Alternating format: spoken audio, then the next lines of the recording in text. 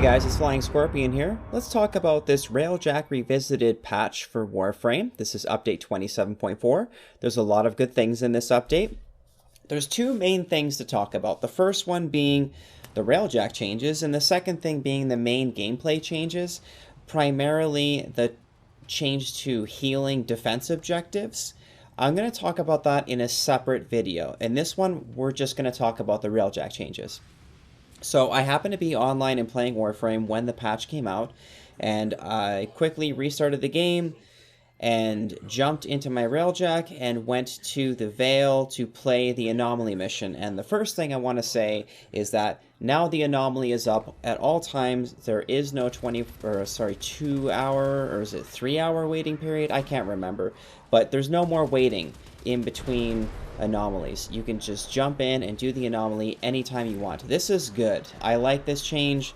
There's less scummy behavior from the players now. I think there will be anyways, because there's no rush to get it done within 20 minutes or get as many done as you need to or as you can within a 20 or 30 minute time span. You just know it's going to be there whenever you want to do it. It makes it more accessible. It works better with people's schedules. I like that. That being said, I just remembered something. If a Digital Extremes representative is listening to this, you guys were talking about making it so that when you're building Forma or Catalyst or Reactors, instead of a 24-hour build time, you'd have a 23-hour build time. And I think that's an awesome idea. There's other games that do things like that, and it just works way better with a regular schedule. So if you want somebody to log in and do something once a day, if you do it on a 24-hour timer, it slowly pushes its way back and back and back in the person's schedule to the point where they can't do it because they have to go to bed and they're going to be asleep by the time the 24-hour period is done. Putting it on a 23-hour period would be better. So anyway, hopefully somebody from D listens to that and implements it, because that would be good feedback. I mean, really, what are you losing? 1 hour out of the 24-hour time span? It just works better for people's schedules.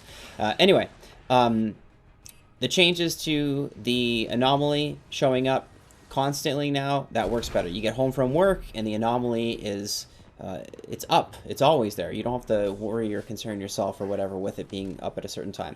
Okay, enough out of that. Let's move on to the next stuff. In the background there, you'll see gameplay footage of me trying it out. The first thing I did was I was side strafing the ship a little bit. I could see that it was moving a lot faster now. The boosting time has been reduced, which is fair because the overall general speed of the ship is faster now.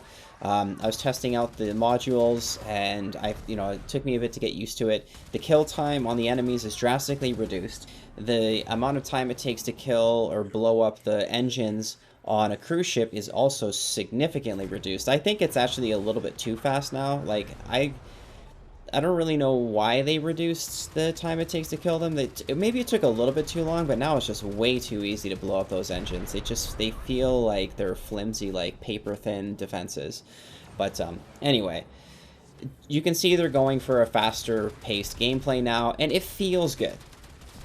Okay, also, in regards to taking down the engines on the cruise ships, there's added benefits. Taking down all 3 engines shuts off the guns on the cruise ship, and it kills half of the crew inside of the cruise ship. So these are really cool additions to the game. It's really an ingenious idea, and if you look at games like Doom Eternal, for example, that game gets praised for the destructible body parts on the enemies and how it changes the AI. So for example, if you shoot the turret mounted on this enemy and it blows up, then the enemy switches its AI to using melee attacks, and it's slow and it moves around. It's not able to hurt you as bad. Like, that's really cool when they do stuff like that in Warframe. Like the Nox, for example, when you shoot its faceplate and it blows up the shields or the mask on it, and then you can see his face and he becomes more vulnerable to damage and he starts shouting and whatnot. Like, these are really cool things. So it's nice to see that in Warframe. They've applied it to the cruise ships now. Looking forward to seeing more of that in the future. I've got some notes here, so I'm going to go over these notes again. Okay, it's too easy. So one thing that I will point out that's a problem for me, and I'll say this right now, I hope someone from D is listening to this. As a veteran player, endgame Railjack content is too fucking easy. It's just way too easy. So again, look at the background footage. I am solo playing the Vale Railjack mission, and I have no teammates with me, and we're not even at the point yet where I can hire NPC crew members to join my ship. I don't need NPC crew members to join my ship. It's not even necessary. You know that whole intrinsic line, the command line? Don't even need it yet. I'm soloing the content, like, lickety-split, no fucking problem. So, in my opinion, as a veteran player, endgame Railjack content is too fucking easy. So, there needs to be something done for this. I said before in my last video, is Railjack good? There needs to be something harder than the Veil with side grade upgrades. Don't put Mark IV gear in this next higher tier mission for Railjack. Put side grade stuff. It's still Mark III. It's no better or worse than the current Mark III stuff. Or maybe just put cosmetic items in it, for example, like a special decal that you can put on the side of your ship, or a special paint job, or I don't know, like a special ship model that you can get. Just stuff that's not going to increase your power level, but it's harder, way harder than the Veil is currently. Because in my opinion, it's too fucking easy. I mean, just imagine if I actually had teammates. Just imagine if I could actually hire NPC crew members to be on my ship. It's already easy. It's already a breeze. It was just going to become more so with all those other things in the game. So yeah, it's too easy currently. They've made Railjack even more easy than it was before, which is fine in terms of making it more accessible to newer players. But yeah, another thing I want to point out, what do we got here, is if you're inside a cruise ship when it explodes, you should die. I don't get why they didn't do that. You're inside the cruise ship and you get this countdown timer and it's all dramatic and it's like, oh, there's fires and explosions and it's like, it's gonna blow up, and then it blows up, and then what happens? Fucking nothing. Nothing happens. You just convert over to being into your Archwing. It's like a beautiful butterfly emerging out of an exploding caterpillar. Like, there's no consequences whatsoever for just sitting inside the cruise ship when it explodes. I don't know why they don't just punish us, man. Punish us, please. Hurt us, punish us, players. We need that to feel like any sense of desire to get better. I don't know. I'm not really sure how to put this, but just I don't know. It's like they're holding our hand a little bit too much with this. But anyway, they increase titanium and intrinsic gains, and I think that's really nice. Getting titanium to build modules for your ship really felt like a grind before. They did buff it after I did it with mission rewards, and it seems like they buffed it again. This is good to see. I like it. The intrinsic gain also, it's really easy to gain intrinsics the first few levels, but it's got this logarithmic scale where it increases by a huge amount at the end, and the grind is insane. It's a huge grind to get the final ranks on your intrinsic, so they doubled it, so I'm happy with that. They made changes to Railjack hazards, so instead of having multiple fires and multiple breaches and stuff, you can only have one of each type at a time, but they impact the ship more significantly, and I think this is a really good change. So there's a snowball effect that happens, especially when you're a new player to Railjack and you've got a brand spanking new Railjack and you don't have a lot of stuff on it. For me, I remember the first night when Railjack came out, I blasted through Earth and I was on Saturn and I was still using the base modules on my ship. And it felt like I was spending more time running around like a chicken with its head cut off, fixing things on the ship and putting out fires, than it was actually piloting it or manning the guns. And this turns into this landslide effect where the more time you spend fixing these things, the less time you're actually able to spend at the helm of the ship or on the guns. And you just end up getting swarmed by enemies, and they're doing damage to you while you're inside fixing stuff, and then you get boarding parties, and then you got to deal with them, and it just turns into this snowball effect where it's really, it's like out of control. Like, you're like, oh man. So reducing the amount of hazards that can happen, I think that's going to help a lot for new players, especially players that haven't geared up their ship all the way and if they haven't developed their skills yet. But what ends up happening is, as you play Railjack and you develop your skills and you gear up your ship, it starts to snowball in the opposite direction, where you're basically, the enemies spawn, you have them on lockdown like immediately, and you blast them out of the sky in like half a second, and you're moving around so fast they can't even touch you. And so when effect happens, a hazard happens, at that point it's very rare that you end up being overcome by them and overwhelmed by them. But yeah, overall I think it's a pretty good change. I think this is more of a good change than a bad one. So What else do I have on my notes here? I tried using the Arcwing melee. It didn't really work for me. I could be just doing it wrong. You'll see it in the background footage possibly. I just couldn't get it to lock onto the enemy. They've also changed arc guns to do the same damage as they would in their heavy gun ground mode.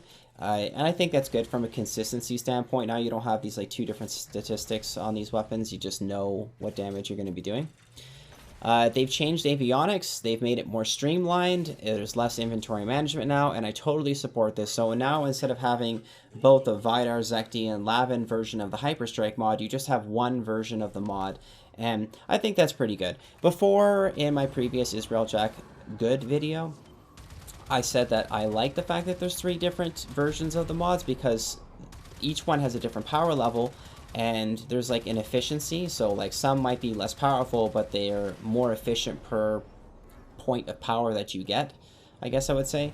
And there was reasons to use those because of the limited 130 avionics capacity. So you might not be able to fit all of the mods on your ship, but you can put like a lower rank. Instead of using Zekti Hyperstrike, you can use Lavan or Vidar Hyperstrike, for example. Well, anyway, they took away the extra quote-unquote redundant copies of the different mods. You can still do what I was just saying by just not leveling the mod up all the way to the max. So put like an unranked version of Hyperstrike or 5, halfway ranked up if you're tight on avionics capacity. So overall, I think it's a pretty good thing. It reduces the tedious inventory management and memorizing all the different types of mods out there, and it's still possible to use a slightly lower rank, less avionics hungry mod just at a lower level. So speaking about that, they haven't done anything with the avionics capacity. You still have 130 as the maximum avionics capacity, and I support this. I think it's good because it creates build diversity. Now, one might argue that because you're already limited to 9 passive modules, 3 battle avionics, and 3 tactical avionics, that already creates a situation where there's build diversity. And I agree with that. And if they did increase the avionics capacity, I'm not going to lose my mind or anything, but I think 130 is fine. It's enough to get a nice solid build. Look at what I'm doing in the background. Am I struggling? I'm soloing this content in the background footage here. And it wasn't even designed to be soloed in the first place. It was designed to be done in a team. You can see me just teleporting around to different spots on my ship doing all the jobs. The engineering, the gunnery, the piloting. I'm doing everything. I'm doing the boarding. I'm doing it all. I'm repairing stuff on my ship. No problem. So 130 avionics capacity is enough, guys. Like, seriously, if you need more than that in order to get through Railjack content, I don't know, man. Like, I don't know. Anyway, another thing I want to say in regards to this is that people want to have their cake and eat it too. So if you presented somebody with the option, it's like you can have a race car or you can have a monster truck, but you can't have both. Well, then you have to pick. Do you want to have a really fast, agile car, or do you want to have a big monster truck that can drive over fences and stuff like that? If you then gave them the option, well, here's a vehicle that's as fast as a race car, but it's as big as a monster truck, and it can turn really fast around corners and whatnot, then why would anyone pick one of the previous 2 options? Why would somebody want a racing car or a monster truck when they can just pick this one thing that does everything, right? If you gave everybody unlimited avionics capacity and, say, for example, as many slots on their ship as possible, then why... there wouldn't be build diversity. People would just pick the best stuff. So limiting avionics capacity puts people in a position where they have to make sacrifices. Do you want to have more passive modules on your ship? Or do you want to have more active modules on your ship? Or do you want to have all the modules filled, but you have your mods not maxed out, for example? I like this. I like this position where you've got to make some sacrifices and pick and choose what's going to be your most powerful point on your ship. And when you go from one Railjack to the next, they're not going to be all the same. All right, that's enough about avionics capacity. Let's talk about valence transfer. Valence transfer is an amazing mechanic. I'm really glad that they did it. It's fantastic. Now it's really easy to get the equipment on your ship to its maximum potential. And just overall, I think it's great. It makes it so that you're less dependent upon RNG and you're not grinding through RNG rolls on your gear. And I'll tell you what, grinding through RNG is not fun. So now any module that you get is useful to you. You can use it to buff up the power level of your main modules. it's great. I'm glad that they did this. I'm glad that they're continuing to do this, and they deserve a little clap, a little applaud. Thank you, DE. This is something that was done right. So good job, guys. The last thing I want to talk about is not really related to Railjack, but it's something that I really like. They made it so you can change the energy colors on your Kavats, and now I can actually make my Kavat look like a wild Kavat, so that's awesome.